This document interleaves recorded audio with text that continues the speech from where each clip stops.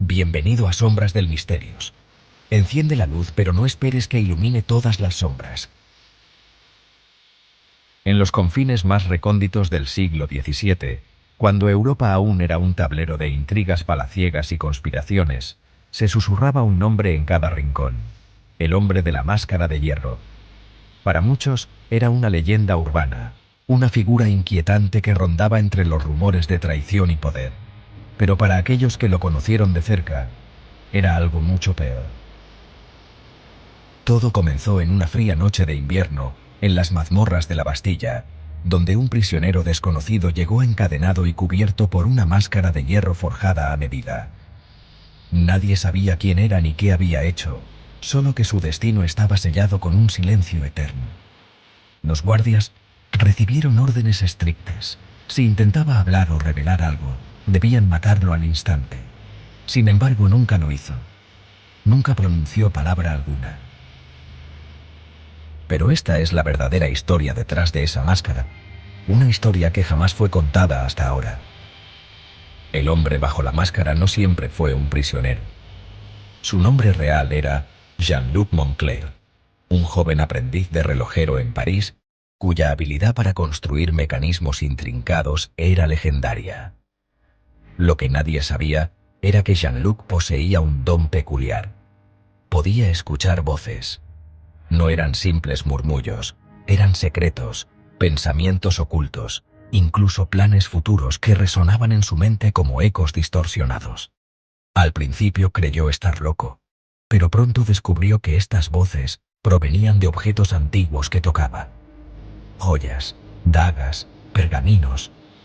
Todo parecía guardar fragmentos de las almas que los habían poseído antes. Un día, mientras trabajaba en un reloj encargado por un noble desconocido, encontró un pequeño compartimento secreto dentro del mecanismo. Dentro había un objeto extraño, una llave negra hecha de un metal que parecía absorber la luz. Al tocarla, Jean-Luc sintió como su mente se desgarraba. Escuchó gritos, risas maníacas, súplicas desesperadas, y luego, una voz clara y fría que le dijo: «Tu destino será custodiar aquello que ningún mortal debe conocer». A partir de ese momento su vida cambió para siempre. La llave lo llevó a una cripta olvidada en las afueras de París, donde descubrió un artefacto antiguo. Un cofre cerrado con símbolos grabados que parecían moverse bajo la luz de las velas.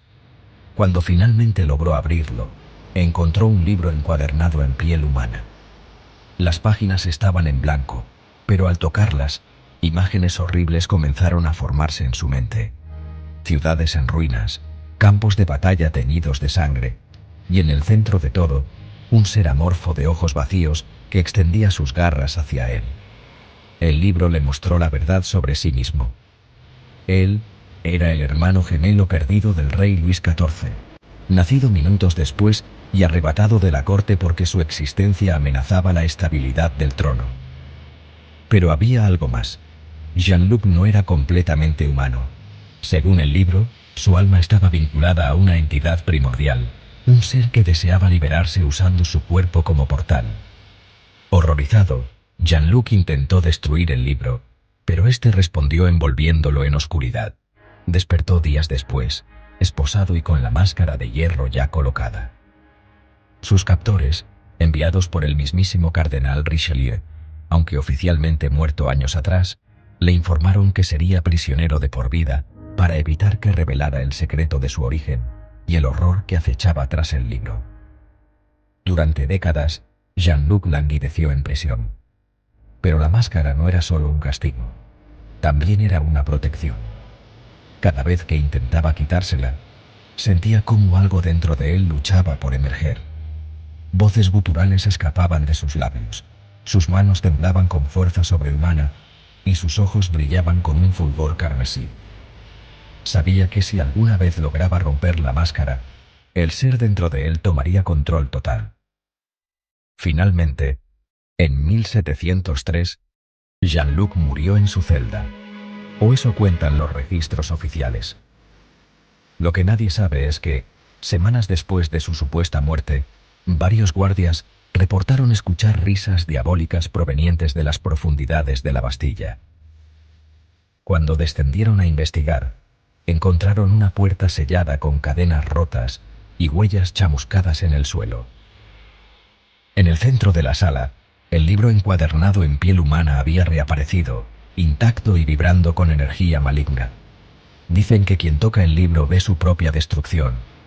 Otros aseguran que el espíritu de Jean-Luc sigue vagando, buscando recuperar su libertad y completar el ritual que permitirá al ser primordial cruzar al mundo mortal. ¿Y tú? ¿Te atreverías a abrir el libro? ¿Te gustó esta escalofriante historia?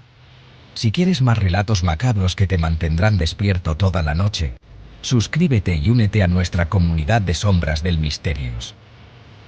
¿O acaso temes lo que podrías encontrar aquí?